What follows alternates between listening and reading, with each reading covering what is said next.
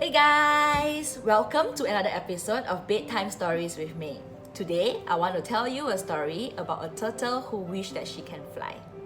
So once upon a time, there was a turtle who lived by the beach, and she always wanted to fly because every morning when she take a walk down the sand, she would sit herself on a stone and she would be looking at the scenery and at the birds flying, and she'll be so envious of the birds, thinking that they must know things that I do not know and I want to see what they see. And day after day, she would do the same thing, sitting herself on a rock, looking up in the sky, watching the birds. So one day, a little bird came by and sit with her by the rock and said, why do you perch yourself on the rock every day? And I saw you watching us. So why are you there? And the turtle said, I'm just admiring you guys because you guys can fly. How do you do it? So the little bird said, I don't know, I've been doing this all my life. I have wings, I guess. And why can't you fly? Then the turtle said, I can't fly because I am big and heavy. I'm like a stone and I don't have wings. So you guys are lucky, you can fly. And then the little bird said, why do you want to fly? So the turtle said that, I want to see what you see. The little bird think for a while and say, okay, you don't need to have wings to see what we see. Come, follow me. Come up to the mountain. I will show you what we see. So the turtle walked all the way up the mountain, slowly but steadily climbed all the way up the mountain. And as he reached up to the mountain, the bird said to the turtle and said that, walk slowly towards the cliff and close your eyes. So the turtle followed the instruction, walked towards the cliff, closed her eyes, and then the little bird whispered to say, feel the wind on your face and feel the air and feel the sun, and this is what we feel like when we fly.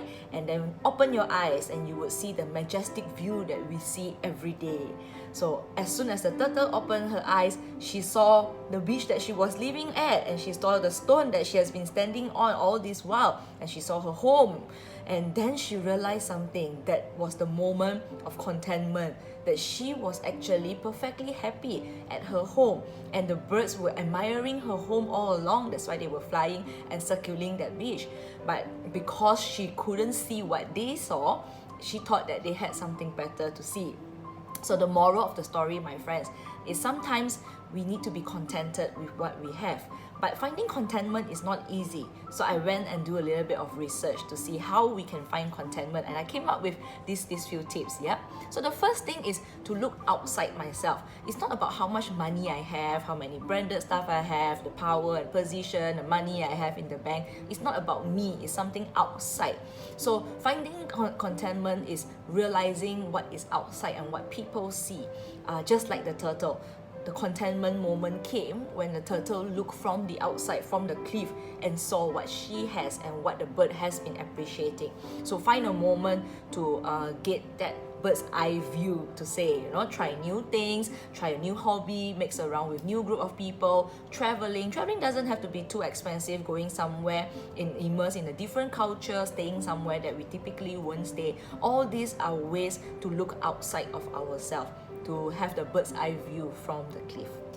The second thing I learned is that make contentment and peace a priority. So intentionally plan that. So what I do consciously is to ensure that I do my gratitude journal every day. So I have a notepad right here where before I sleep each night, I will definitely write down few things that I'm grateful for, specifically who are the people I'm grateful for, why, what, which incident, how do I feel about it. So all this helps me reflect on that gratefulness, to find that peace, that contentment. After each episode, we do a gratitude exercise. So I think that's a little exercise to also get us into a habit of planning out peace and contentment. You have to intentionally put that into our routine. And lastly, I also understand that I need to be aware of the comparison game. Whenever we start to compare, that's when we lose the contentment. So just like the turtle, initially the turtle was admiring the bird so much and wanted to fly and thought that life would be better once she can fly.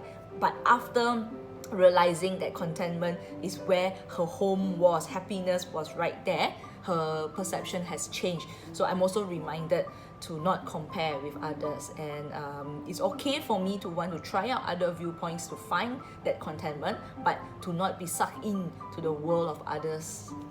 So there you go, my friends. These are the few tips I have on finding contentment. So these are the lessons I've learned from the turtle who wanted to fly. So I hope you enjoyed that story and you have learned that too, and it's something for you to reflect on before you go to bed tonight.